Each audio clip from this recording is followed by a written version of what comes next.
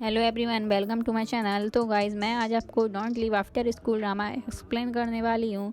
ये एक high school and year drama है। इस ड्रामा में हमारी फीमेल लीड का नाम फांगशु होता है और मेल लीड का नाम वे लई होता है। ड्रामा की स्टार्टिंग में हमें दिखाया जाता है कि फांगशु और उसकी फैमिली उसका रिजल्ट आने का वेट कर रही होती है। तभी फांगशु को पता चलता है कि 1 मार्क्स कम आने की वजह से वो यूनिवर्सिटी में एडमिशन लेने से रह गई, और वो बताती है कि ये तीसरी बार है कि वो 1 मार्क्स से यूनिवर्सिटी में एडमिशन नहीं ले पाई। इसकी वजह से उसे फिर से हर अगली साल स्कूल में जाने के लिए फोर्स किया जाता है।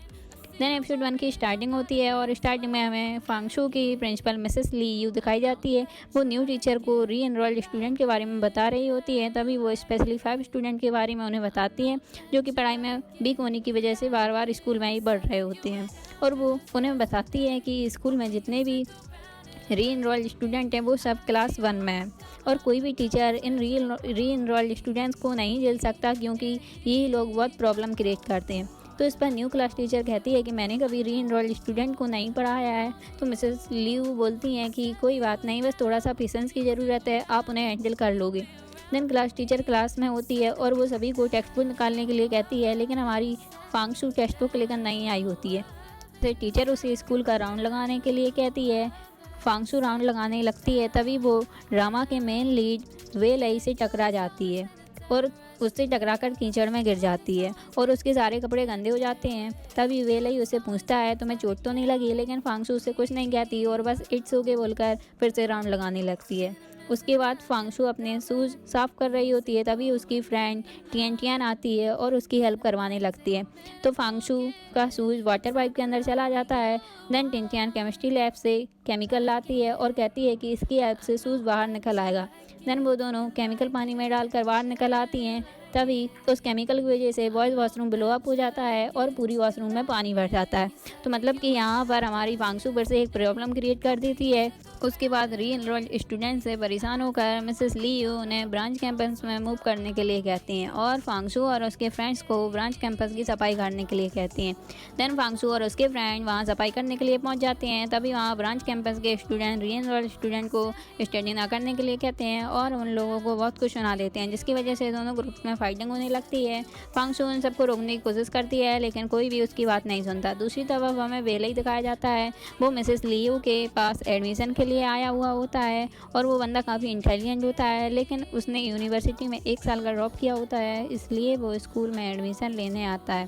देन मिसेस लियू उसे क्लास चूज़ करने के लिए कहती है। तो वो सीनियर 3 की क्लास फर्स्ट चूज़ कर लेता है। उसके बाद वो वहाँ से चला जाता है। तभी फांगशु मिसेस लियू के पास आती है और सॉरी बोलती है और कहती है कि अगली बार से वो प्रॉब्लम क्रिएट नहीं करेगी और उसे सेकंड चांस मांगती है।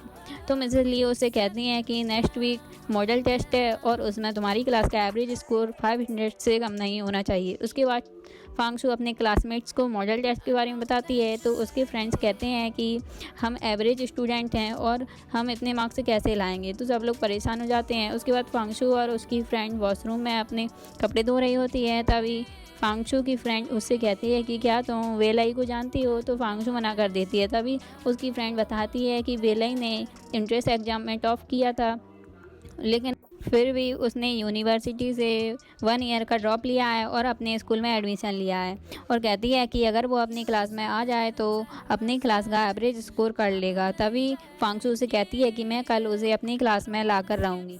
उसके बाद फांगशु वेलई के पास जाती है और उसे अपनी क्लास में ट्रांसफ़र करने के लिए रिक्वेस्ट करती है और उससे कहती है कि मैं री एनरोल्ड स्टूडेंट हूँ और मेरी क्लास को 10 ग्रेड्स की ज़रूरत है, और अगर तुम हमारी क्लास में ट्रांसफ़र ले लोगे तो हमें एक चांस और मिल जाएगा। लेकिन वेलई उसकी बात नहीं मानता और उससे मना करके चला जाता है। उसके बाद फांगशु का फ्रेंड उसे एडवाइस देता है और उसे कहता है कि वेलई को इंसेक्ट कलेक्ट करने की आदत है, अगर तुम उसे इंसेक्ट कलेक्ट करके दोगी तो क्या पता वो तुम्हारी बात मान जाए। देन फांगशु इंसेक्ट कलेक्ट करने लगती है और इंसेक्ट कलेक्ट करके वेलई की क्लास में जाती है, और जैसे ही फांगशु उसकी डेस्क पर इंसेक्ट्स का डिब्बा रखती है तो वो नीचे गिर जाता है और पूरी क्लास में इंसेक्ट फैल जाते हैं, जिसकी वजह से क्लास में सब लोग शोर करने लगते हैं और चिल्लाने लगते हैं। देन फांगशु क्लास में फैले इंसेक्ट को पकड़ने लगती है। तभी वेलई आ जाता है और उससे कहता है कि क्या तुम मुझसे दूर रह सकती हो। उसके बाद फांगशु वेलई से फिर से अपनी क्लास में ट्रांसफ़र करने के लिए कहती है, तो वो फिर से मना करके वहाँ से चला जाता है। देन हमें दिखाया जाता है फांगशु अपने क्लासमेट्स के पास जाती है और उनसे पूछती है कि तुम क्या कर रहे हो। तभी उसका फ्रेंड उससे कहता है कि कल हमारा एग्ज़ाम है और वेलाई तो हमारी मदद करने नहीं आएगा, इसलिए यहाँ से जाने के लिए सामान पैक कर रहे हैं। और वहीं दूसरी तरफ हमें वेलाई दिखाया जाता है, उसे कुछ बॉयज़ बुली कर रहे होते हैं। तभी वहाँ पर फांगशु पहुँच जाती है और जो वेलाई को बुली कर रहा होता है उसे बॉल फेंक कर मारती है, जिससे उसके सर में चोट लग जाती है। उसके बाद मिसेस लियू फांगशु के ग्रैंडफादर से फांगशु की कंप्लेंट करती है और फांगशु को उस लड़के को बॉल हिट करने के लिए बहुत डांट रही होती हैं। देन फांगशु के ग्रैंडफादर मिसेस लियू से सॉरी बोलते हैं। उसके बाद फांगशु अपने ग्रैंडफादर से कहती है कि वो स्टडी कंटिन्यू नहीं करना चाहती है और कहती है लेकिन मुझे डर है कि अगर मैंने स्टडी कंटिन्यू नहीं की तो डैड मेरी पिटाई करेंगे। तभी उसके ग्रैंडफादर कहते हैं कि अगर तुम स्टडी कंटिन्यू ना करके जॉब करना चाहती हो तो मैं तुम्हें सपोर्ट करूँगा और मैं घर का हेड हूँ, इसलिए तुम्हारे डैड भी कुछ नहीं कहेंगे। उसके बाद फांगशु लेट नाइट वर्क कर रही होती है। तभी वहाँ पर टीचर मिस्टर यन आ जाते हैं और उसे कहते हैं कि तुम इतनी रात को यहाँ वर्क क्यों कर रही हो, कल तुम्हारा एग्ज़ाम है तो तुम्हें पढ़ाई करनी चाहिए। तो तांगशु कहती है कि वो अपनी स्टडी क्वाइट कर रही है, इसलिए वो अपना वर्क पूरा करके यहाँ से जाएगी। तभी मिस्टर यन उसे समझाते हैं और उसे स्टडी कंटिन्यू करने के लिए कहते हैं। अगले दिन फांगशु हमें स्कूल में दिखाई जाती है तो उसका क्लासमेट उससे कहता है कि तुम तो स्टडी क्वाइट करने वाली थी। तभी फांगशु उसे रिप्लाई देती है कि स्टडी क्वाइट करने से अच्छा है कि वो एक स्कोर और ले ले, इसलिए अब वो स्टडी क्वाइट नहीं कर रही है। देन उन लोगों का एग्जाम स्टार्ट होने वाला होता है। तभी ई क्लास में एंट्री होती है तो उसे देखकर सब चौंक जाते हैं। देन वेलाई टीचर से कहता है कि मैंने इस क्लास में आज ही ट्रांसफ़र लिया है। तो टीचर उसे बैठने के लिए कहती है, वो सीट पर बैठ जाता है। उसके बाद सबका एग्ज़ाम स्टार्ट हो जाता है और सब एग्ज़ाम करने लगते हैं। देन एग्ज़ाम खत्म होते ही फांगशु वेलाई से थैंक्स बोलती है।